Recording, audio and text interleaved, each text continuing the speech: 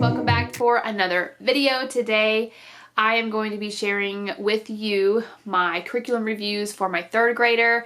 We are at the end of our homeschool year and I am really excited. We had a great year.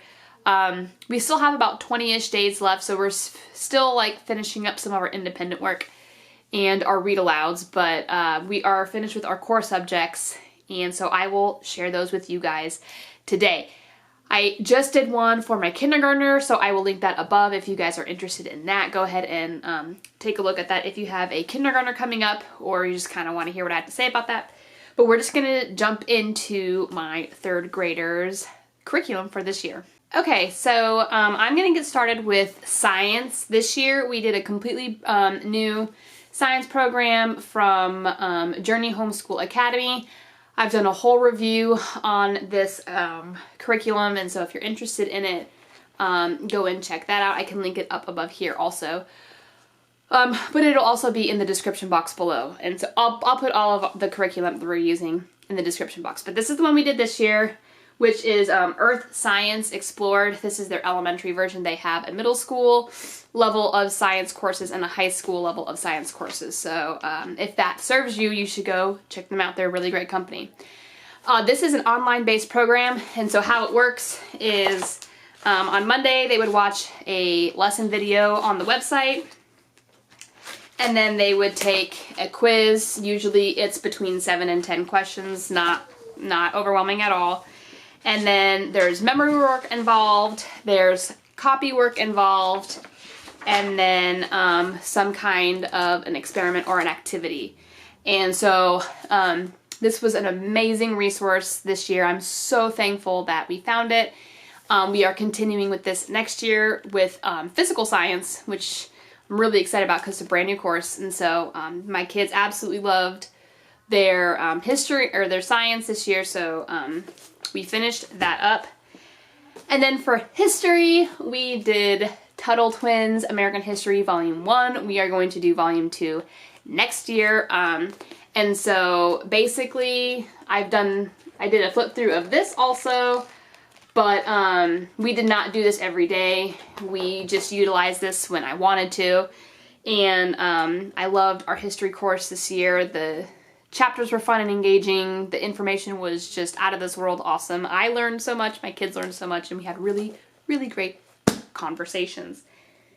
Next we'll do language arts. So we did level 3 from The Good and the Beautiful, and it comes with the spelling book. She completed both of these. And so just a lot of different spelling activities. They go over spelling rules. They don't really have, this is not like a traditional spelling, you know, where there's like, oh, here's like 10 to 15 spelling words, you know, memorize them and then we'll have a test. This is kind of just an ongoing practice of commonly misspelled words and just practicing like spelling rules. Just really straightforward, really easy. My daughter's absolute favorite part. Every day there is a riddle here, and she loved reading them out to us so that we could try to guess, and then on the next page there is the answer. So that was my daughter's favorite part of this spelling book, I can guarantee you. Now for the course book, she did awesome. She loved it. We really enjoyed all of the different activities in here. She really blossomed kind of as a writer, a creative writer. There's a lot of writing prompts in here. And then there are the 4 books that you read that goes along with this. I don't have them. Hold on one second. Let me go grab them. Okay, sorry about that. I forgot the books. So these are the 4 books that come with the course. They are integrated in there. It tells you what chapter to read on what day. So there's Heather and the Highland Pony, Timothy of the 10th Floor, The Journey of 5, and The Kingdom of Kind. I would say that The Journey of 5 or The Kingdom of Kind, one of these was her favorite. She didn't really like Timothy on the 10th Floor, and Heather and the Highland Pony was okay. The best part about this book was his cousin who's like the other main character of the book, her name is Zoe, and so my daughter's name is Zoe, so she really liked that. So we really, really enjoyed reading these. The stories were really fun. A lot of the chapters had cliffhangers.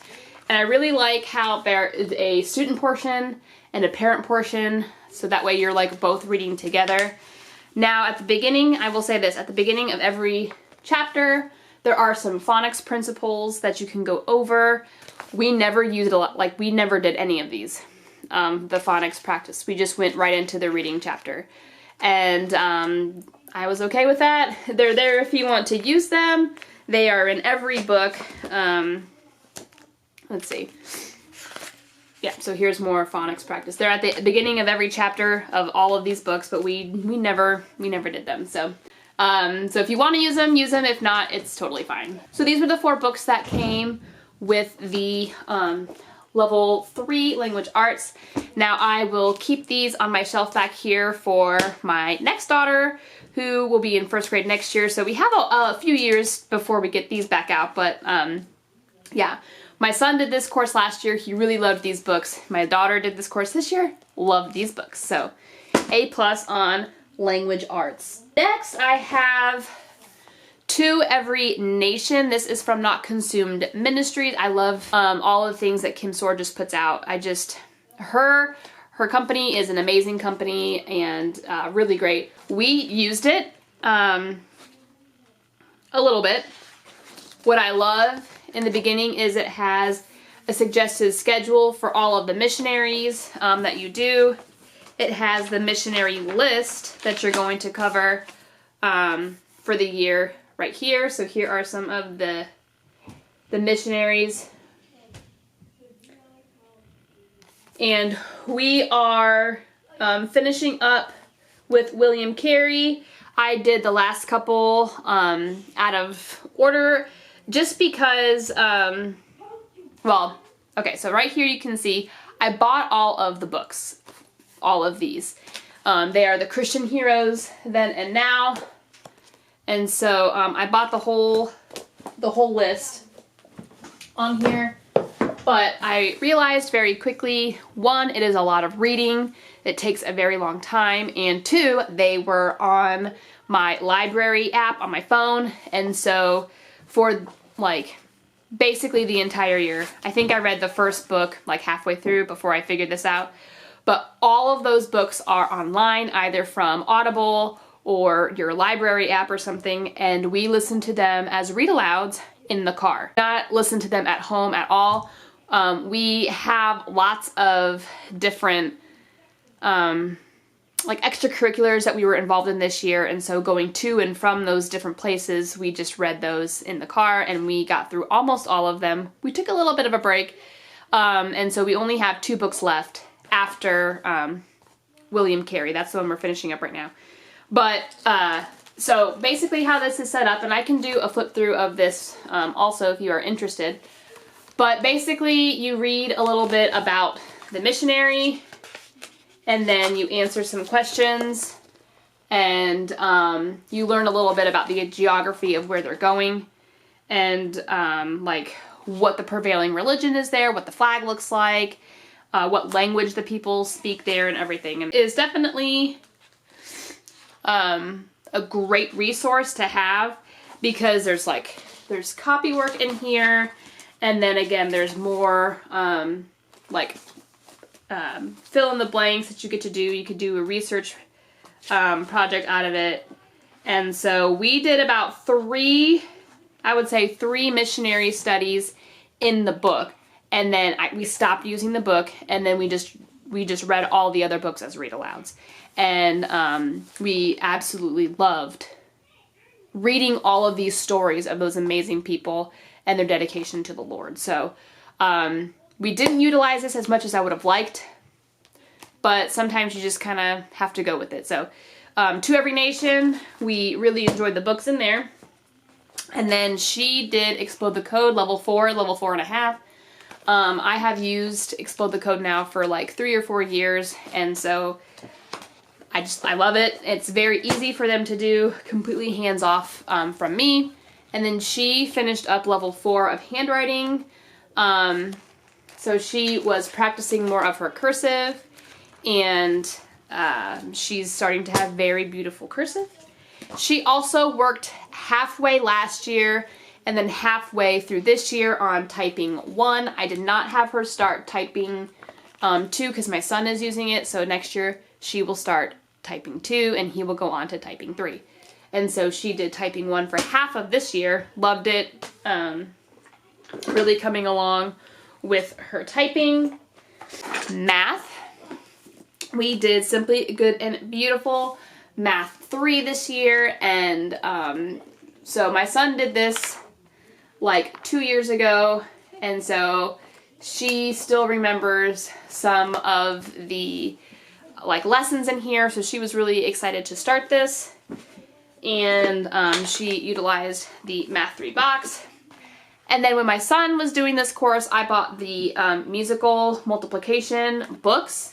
There are 4 in here. I just absolutely love the way that the Good and the Beautiful breaks up their multiplication facts. They don't do like all 2s, all 3s, all 4s, you know, and so on. They mix it up so that they are learning all different facts at the same time. So this is set A, and so they have these really pretty pictures, and then they have multiplication songs that go along with the pictures. So how we utilize this is they would look at the picture while they listen to the song, and so they can kind of like practice that. So this one is 3 times 3, and then this one is like 6 times 6, so 5 times 3. So again, not all of your 3s or your 6s at the same time. You're getting a mix of all of them. And then in the back, they have these very handy like flashcards that are already built in. And so you would do that, and then on the back is the answer. So there's set A, and there is set B, there is set C, and there is set D. And so in the course, it kind of tells you when to move on to the next set.